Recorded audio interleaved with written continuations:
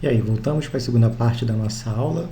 Vamos tentar juntar tudo aí que nós vimos nas últimas aulas, falar de uma estrutura comum para a hierarquia de memória. Bom, esse slide aqui é mais para a gente poder ter uma noção, né, dos aspectos quantitativos relacionados aos componentes da hierarquia de memória que nós falamos aí nas últimas aulas. Enquanto a cache de nível 1, a cache de nível 2 são caches com poucos blocos, onde a cache de nível 1 é a menor de todas, depois a cache de nível 2 é maior, né, em quantidade de blocos, mas ainda assim muito menor do que a nossa memória virtual, né, em termos de quantidades aí de entradas. Bom, e a TLB então nem se compara, né, é a menor de todas essas caches aí. Bom, multiplicando aí, vai ver quantos kbytes, né? Cache de nível 1 geralmente é muito pequenininho.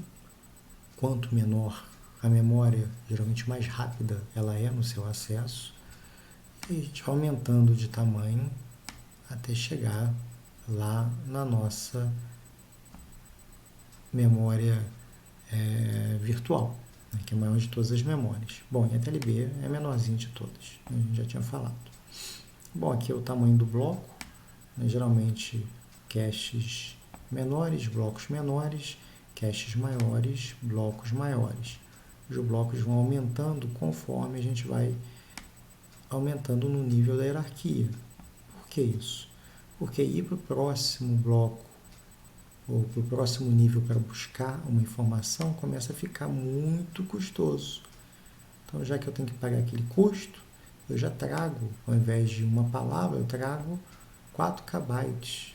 Quer dizer, ao invés de trazer 4 bytes, eu trago 4 kbytes. Eu já trago muita coisa, porque é muito caro quando acontece uma falha e eu tenho que ir da memória principal para o disco. Então eu vou aumentando o tamanho do meu bloco à medida que a gente vai aumentando, né, ou indo para o próximo nível da hierarquia. Bom, as taxas de falhas, por sua vez, né, já que essa cache é menor, para ela poder ser mais rápida, ela tem uma taxa de falhas maior do que a próxima, que é maior, então tem menos falhas. Então, isso aqui está relacionado à capacidade. Quanto maior, geralmente menos falhas.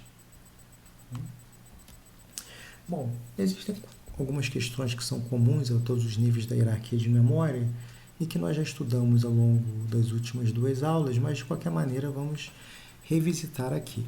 Então, as questões são: onde a gente coloca um bloco na nossa hierarquia de memória? Como que a gente encontra esse bloco? Que bloco deve ser substituído no caso de uma falha? E o que acontece numa situação descrita? Então a gente já sabe a resposta para cada uma dessas perguntas, mas enfim, vamos revisitar, né? Vamos recordar. Então, onde é que um bloco pode ser colocado? Aí vamos nos recordar da aula passada em que a gente falou do associativo por conjunto, que é uma situação em que eu tenho um endereço de um determinado bloco e esse bloco ele vai mapear em um determinado conjunto da minha cache.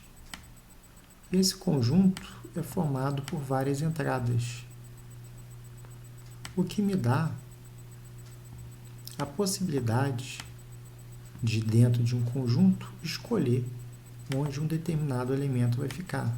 Ele pode ficar aqui, ou aqui, ou aqui, ou aqui. Então, essas escolhas são a nossa associatividade. Então, eu tenho um associativo por conjunto de 4 vias, porque dado um endereço de um bloco, esse bloco ele pode mapear em qualquer dessas 4 posições que compõem esse meu conjunto. Então, a minha associatividade diz em que lugar ou em quantos lugares eu posso colocar esse camarada. E eu falei em aulas passadas que o associativo por conjunto é uma regra geral onde eu tenho duas situações específicas. Quando esse meu conjunto tem tamanho 1, eu tenho a situação do chamado diretamente mapeado. Então, um cara que só pode mapear numa única posição é equivalente. É o caso do diretamente mapeado, eu tenho lá um endereço, ele só pode ficar numa única entrada da cache. Ou ele está ali ou não está. Eu faço lá o endereço do bloco, resto da divisão, pelo meu tamanho da cache, número de blocos na cache. Esse cara aqui é endereço no bloco, resto da divisão, pelo total de conjuntos.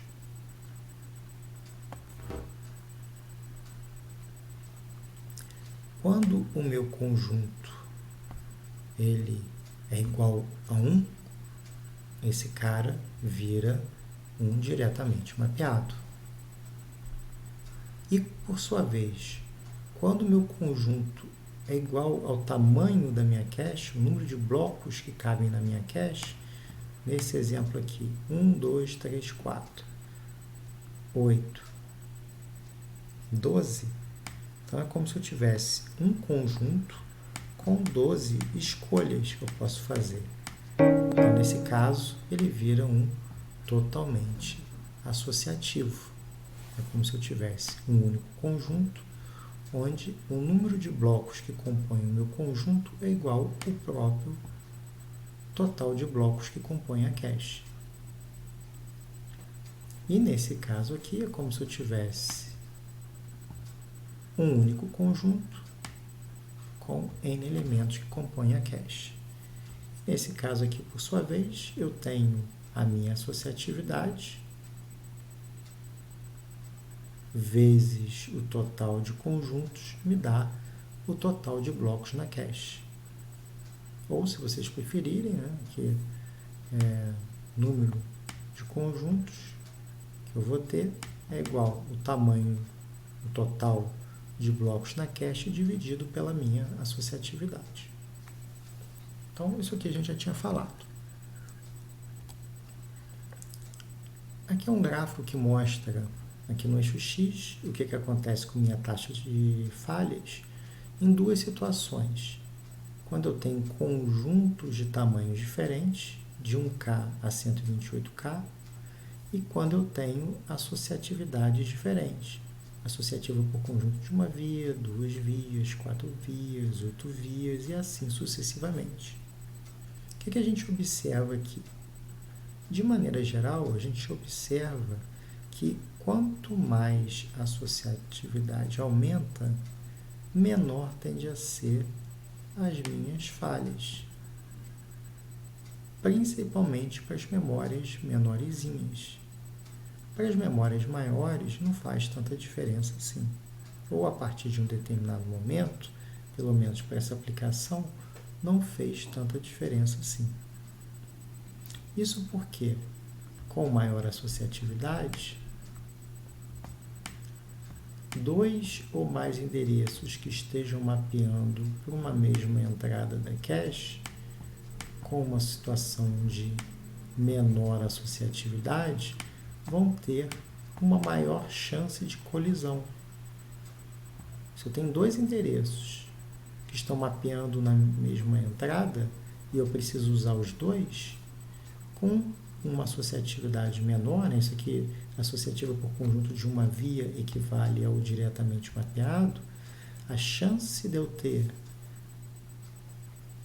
conflito, disputa, é maior. Se eu tenho uma maior associatividade, mesmo que eu tenha 2 endereços que mapeiem no mesmo conjunto, não tem problema, eu posso colocar não só 2, eu posso colocar 4 caras aqui.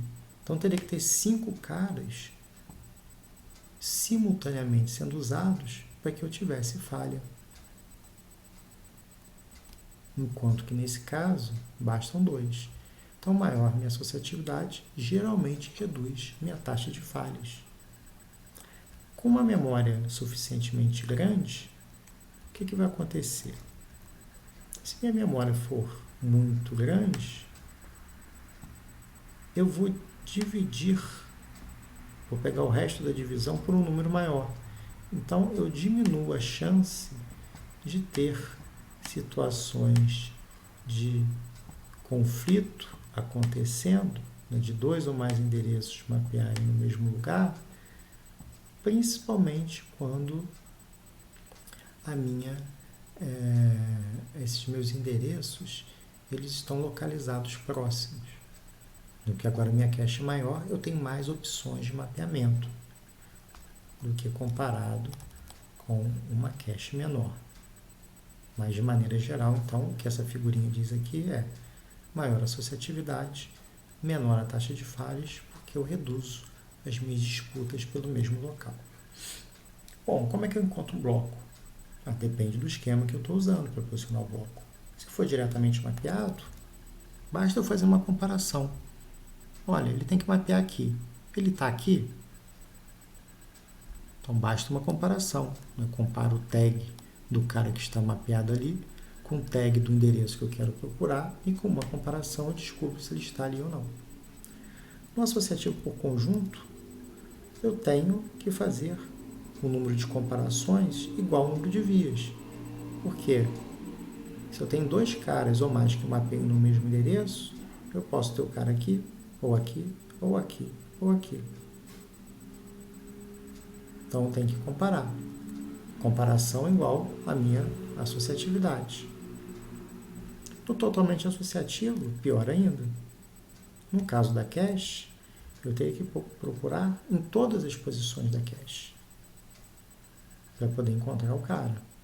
Então, vejam que eu vou ter que investir em comparadores.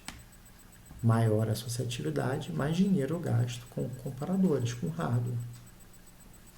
No caso da memória virtual, professor, a gente também usa totalmente associativo e não tem hardware. Verdade. Mas nós temos uma tabela de consulta separada.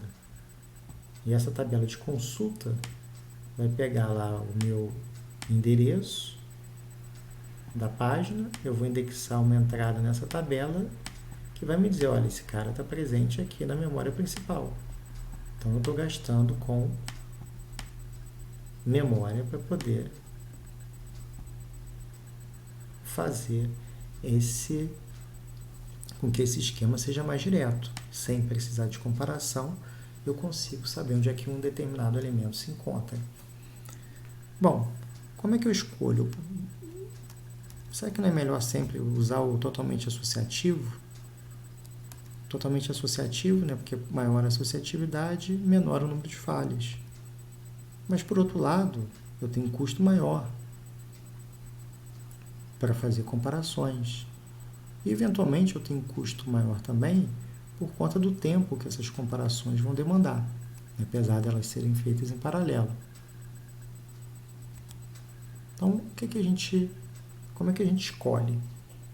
Depende do custo do hardware e depende do tempo.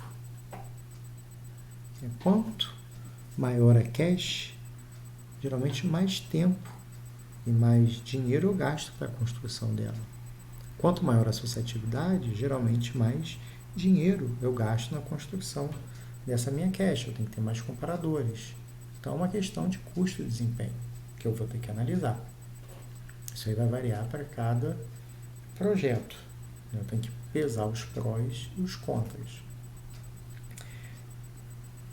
À medida que a gente vai caminhando na nossa memória e os custos de se fazer uma busca quando eu tenho uma penalidade vão aumentando, em geral, isto nos leva a buscar uma associatividade mais alta nesses níveis. Então, por exemplo, na memória virtual, como o custo de geodisco é muito alto, eu prefiro pagar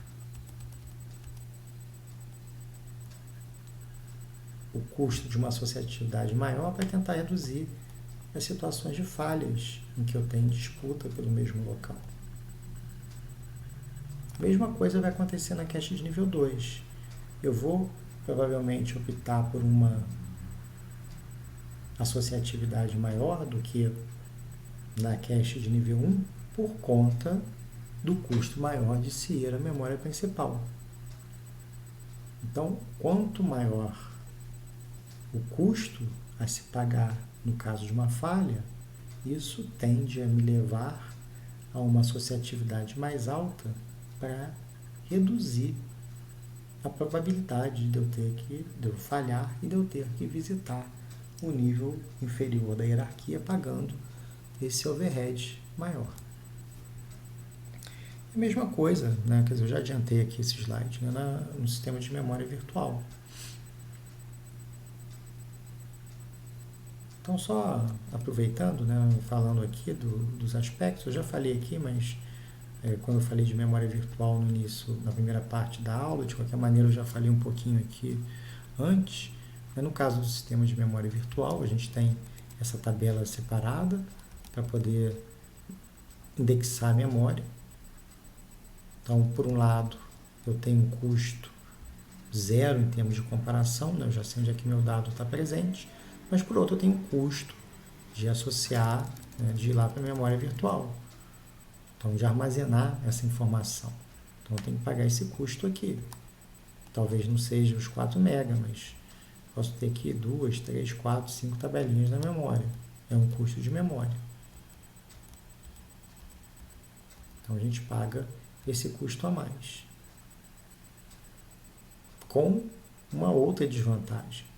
Trabalhar com 2 ou mais níveis de indireção aumenta o meu custo de ir à memória. Tem que ir à memória uma vez, buscar a tabela do primeiro nível, uma segunda vez para buscar do segundo nível, uma terceira vez para buscar o dado. É por isso que a gente opta por trabalhar com a TLB. Ter uma cache para evitar essas 3 idas à memória, conseguir um mapeamento de maneira direta na cache, né, nessa TLB. Então, a escolha da associatividade total, de totalmente associativo, se deve a esses fatores todos que eu falei agora há pouco. A falha é muito cara, custa milhões de ciclos de clock, está difícil aqui eu achar as coisas que eu quero, está aqui, custa milhões de ciclos de clock quando eu tenho que ir ao disco. Então, eu prefiro um software mais sofisticado para fazer a substituição e fazer o gerenciamento da memória para tentar reduzir essa taxa de falhas, para não pagar esses milhões de ciclos, uma frequência alta. Bom, esse mapa completo, nessa tabela de entradas da cache que eu tenho, nessa minha tabela de mapeamento, ela elimina situações de pesquisa, eu já sei onde o dado está, elimina também a necessidade de hardware extra. Bom, e quanto maior, né, já que esse custo aqui é muito alto, quanto mais dados eu trago da memória principal, eu trago do disco para a memória principal, melhor. Então, o ideal seriam tabelas maiores. O tamanho da página maior significa menos custo adicional por conta de ir ao disco buscar dados com mais frequência. Mas, por outro lado, e também, né, e adicionalmente, com a tabela de páginas maior, eu tenho um impacto aqui na minha memória. No meu custo da memória, eu vou dividir por um cara maior, né? Se a página for, por exemplo, de 8K, que vai ficar 13, eu tenho menos entradas na minha tabela de página, né? Então, com páginas maiores, eu reduzo os custos associados à memória para poder fazer a gerência dessas páginas. Mas, de qualquer maneira, a gente já deu aqui uma solução, né, de como trabalhar tanto com a TLB como trabalhar com múltiplos níveis de tabela de página. Então, são soluções aí para essas questões. Bom, terceira questão. Que bloco vai ser substituído no caso de uma falha? Quando é associativo por conjunto ou totalmente associativo, eu tenho escolhas para fazer. Eu tenho vários locais em que o dado pode estar presente. Eu, consequentemente, posso escolher, no caso de uma falha, minha cache está completamente cheia, eu preciso colocar mais um dado, eu posso escolher qual desses caras eu vou tirar. No caso do diretamente mapeado, eu não tenho escolha. É aquele local mesmo. Então, a maior associatividade me dá a possibilidade de escolher. A gente falou na aula passada que eu posso fazer dois tipos de substituição. Ou aleatoriamente, sorteio um cara, tem 4 caras ali mapeando. Qual que eu vou tirar? Sei lá, sorteia um. Ou eu posso, baseado nos princípios de localidade, no caso da localidade temporal, aquele cara que foi o menos recentemente utilizado, ele tem menos chance de ser usado em relação aos demais. Então eu escolho esse cara. Qual é o problema do LRU? É que é mais difícil fazer um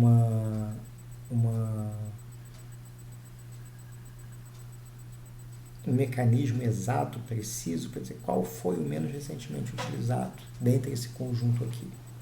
Principalmente quando a gente tem um grau de associatividade maior. Então eu posso fazer as coisas de maneira aproximada. Eu uso aquele esquema do bitzinho de referência, zero todo mundo de tempos em tempos. A cada acesso que eu faço, eu vou colocando valores uns para indicar que foi feito um acesso. Quem não tem acesso, eu imagino que não vai ser mais novamente utilizado. Então eu escolho aquele cara para sair. Mas de qualquer maneira é aproximado, baseado em relógio. Pode ser que tenha 2 ou 3 caras que empatem, que foram menos recentemente utilizados, mas tem um que só não foi utilizado dentro daquele ciclo, daquele período de tempo, mas vai ser utilizado, de repente, numa nova janela. Ou ele tinha acabado de ser usado no iniciozinho de um loop, e a gente zerou todo mundo, ele ia voltar para o início do loop, e quando voltasse para o início do loop, ele seria novamente utilizado. Então, dependendo aí do tamanho da janela, pode calhar de eu acabar escolhendo para sair um cara, por conta da aproximação, que não seria a minha melhor opção. Então, fazer de maneira aproximada tem a grande vantagem de ser mais barato, a implementação é barata, mas tem como desvantagem o fato de não ser tão preciso e, eventualmente, eu estar eliminando um cara ou deixando de manter em memória um cara que vai voltar a ser utilizado daqui a pouco. Mas, enfim, quanto maior a associatividade, mais difícil implementar, ou mais oneroso implementar esses mecanismos aí. E o mais interessante é que tem um artigo de uns italianos, se não me engano, que mostram que a substituição aleatória não é tão ruim assim. O desempenho dela, no cenário que eles analisaram lá, que já tem um tempo que eu li o artigo, não vou lembrar, era só 10% pior do que a LRU. Eles fizeram lá uma cache associativa por 2 vias, com uma implementação aí um pouco mais simples, tá? Mas não foi tão ruim assim. E mais, com caches maiores, essa diferença entre totalmente associativo e LRU começa a ficar imperceptível. Então a pergunta é, por que eu vou gastar dinheiro, recursos, para fazer uma cache muito precisa, se o resultado não vai ser tão bom assim do ponto de vista do desempenho? Então, alguns fabricantes, às vezes, preferem, dependendo do esquema, já que não vai fazer tanta diferença assim, usar o esquema aleatório, ao invés do LRU, ou um LRU aproximado, ao invés do LRU exato. Bom, e a última pergunta, né, o que acontece numa escrita? Aí nós falamos das duas políticas, write true e copy back, ou write back. Write true é aquele esquema em que eu atualizo na minha cache, atualizo na minha memória principal, vou atualizando todos os níveis da hierarquia. É mais fácil de ser implementado, né? A gente pode, por questão de desempenho, optar por um buffer de escrita para que as escritas sejam feitas no buffer, e aí eu libero o meu processador para continuar executando, enquanto esse buffer acessa a memória ou acessa os níveis inferiores da hierarquia e vai atualizando esses níveis. Tem um outro esquema, tem uma outra situação também, que as falhas são mais simples e mais baratas, porque elas não exigem que um bloco seja escrito de volta no nível inferior. No caso do copyback, a gente só vai escrever no nível inferior quando o bloco for retirado da cache. Então, se eu faço várias escritas dentro de um bloco, do ponto de vista do sistema, eu absorvo todas essas escritas, sei lá, estou dentro de um for, atualizando o contador, eu não vou ver os valores intermediários que esse contador assumiu. Eu só vou ver o valor final quando aquele bloco for retirado da cache.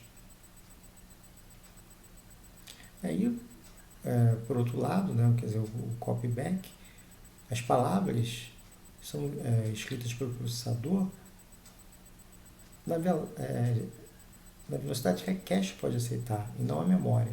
Então, isso do ponto de vista do desempenho é bom, porque como eu vou só escrever na cache, eu não vou precisar atualizar a memória, o meu processador não precisa ficar parado esperando as operações de escrita em memória terminarem.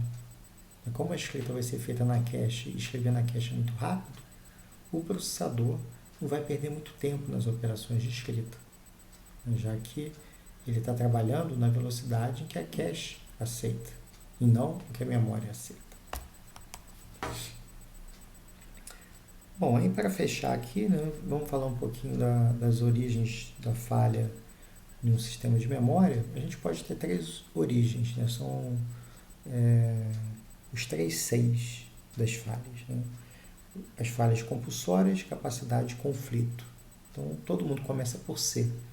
Então, são os 3 Cs aí das falhas. Isso aqui é importante porque sempre cai nessas provas aí de concurso, prova da SBC, do pós-comp, essas provas aí de computação, né? São os 3 Cs da cache. Então, são as falhas compulsórias, também conhecidas como falhas de partida frio. São falhas que você tem que pagar, né? Não tem jeito. Primeira vez que eu acesso o dado, não vou encontrar o dado na cache. Então, é compulsório pagar aquela falha. O sistema está frio, não tem dados ainda na cache. Estou esquentando ainda. Então, por isso, partida frio, por isso compulsório, eu tenho que pagar o preço. Então, faz parte aí do primeiro C, compulsório. Segunda falha, capacidade. Minha cache encheu, não tem mais espaço para os dados. Eu não consigo conter todos os blocos necessários para a execução de uma aplicação, por conta da capacidade da cache. O segundo C. Terceiro C, conflito. Esse aqui a gente falou várias vezes. Tem 2 caras que estão mapeando uma mesma entrada. Então, tem um conflito ali. Eu tenho um bloco aqui que só cabe um, tem 2 querendo entrar. Então, tem vários blocos competindo pelo mesmo conjunto. Tem uma falha de colisão. Quanto maior a associatividade, associativa por conjunto, vai reduzindo essas falhas, como a gente já viu naquele gráfico. Mesma coisa para diretamente mapeada. Ela vai ser totalmente eliminada quando eu estou trabalhando com uma associatividade mais alta, onde a quantidade de blocos que eu tenho na minha cache é maior do que a quantidade de blocos que uma aplicação precisa para executar. Bom, essa figurinha aqui tenta ilustrar essas coisas que eu falei. Aqui estão as taxas no eixo Y de falha, divididas por tipos de falha. E aqui eu tenho, nossa, minha reta está extremamente torta, né? Então, falhas no eixo Y, no eixo X, tamanhos diferentes de cache. Então, o que a gente observa? Maior a cache, menor o total de falhas. Menor a cache, maior o total de falhas. Então, quero reduzir as falhas, aumento a minha cache. Então, essas caches aqui estão sendo categorizadas. Por exemplo, uma cache de 4 bytes. Qual é o percentual de falhas de capacidade? 7% mais ou menos. Então, por conta de capacidade. Conflito. O conflito está associado à associatividade. Se eu trabalho com uma cache de 4K, que é associativa por conjunto de uma via, minha falha está lá 10% quase, 9,5%. Mudei para associativo por conjunto de 2 vias, já caiu para cá, 7,5%. Associativo por conjunto de 2 vias já caiu para praticamente 7%. Então eu vou reduzindo as minhas falhas. Aumentei minha cache para 8K. Reduzo as falhas por capacidade, porque agora cabe o dobro de dados na cache. Então veio daqui para cá. Se eu trabalhar com uma cache associativa por conjunto de uma via, como é que ficam as minhas falhas de conflito? Estão lá em cima. Aumentei a associatividade, cai aqui para baixo. Aumentei ainda mais. Nossa, aqui o meu cinza tinha que estar mais aqui, né? Reduz ainda mais. Seria esse cara aqui, né? O de conflito. Então, basicamente, esse é o recado, né? Falhas de conflito são reduzidas aumentando a associatividade, eu já tinha falado nisso. Mas qual é o problema da associatividade maior? Mais tempo gasto em transferência de dados. Eu fico mais tempo transferindo. Falha de capacidade, a gente viu, ele reduz as taxas de miss de falha de capacidade se eu aumento o tamanho da minha cache. De 4 para 8, veio daqui para cá. 8 para 16, reduz ainda mais. E assim sucessivamente. A gente tem que ter cautela para evitar um aumento no tempo de acesso. Porque quanto maior a cache, mais tempo para achar um dado lá dentro dela, né? Então, a cache de primeiro nível ela costuma ser muito pequenininha. Não costuma aumentar de uma geração para outra dos computadores. Ou se aumenta muito pouco. Por quê? Porque eu quero uma cache rápida, para responder de maneira rápida ao processador. Bom, e as falhas compulsórias, aumentando o tamanho do bloco. Se eu tenho um bloco, vou na memória, trago 4 palavras. Vou na memória, trago 8 palavras. Por estar trazendo mais palavras, pelo meu princípio de localidade espacial, aqui tem 1, 2, 3, 4. Né? É provável que eu venha acessar esses vizinhos nos próximos acessos. Então, nesse caso aqui, eu só trouxe 4 vizinhos. Nesse caso aqui, eu trouxe, 8 vizinhos. Então, eu já não vou tomar falha com esses caras aqui. Mas, por outro lado, eu tenho um aumento na penalidade de falha, porque ao ir à memória, eu tenho que buscar mais dados do que nesse primeiro caso. Então, esse é o nosso último slide. Eu fico agora por aqui e até daqui a pouquinho na nossa parte 3. Até lá!